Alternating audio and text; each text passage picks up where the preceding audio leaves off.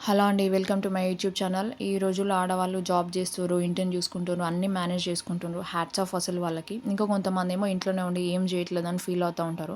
So, వాళ్ళకైతే ఇప్పుడు నేను చెప్పే ఆప్షన్స్ అసలు బెస్ట్ ఆప్షన్స్. మనం ఎంత సంపాదిస్తున్నా మనది కాదు. ఎంతో కొంత అది ఎంత అమౌంట్ అయినా కూడా అది మన సంపాదన అనే ఫీలింగ్ ఉంటది మనకి. So, first one social platform YouTube, Instagram.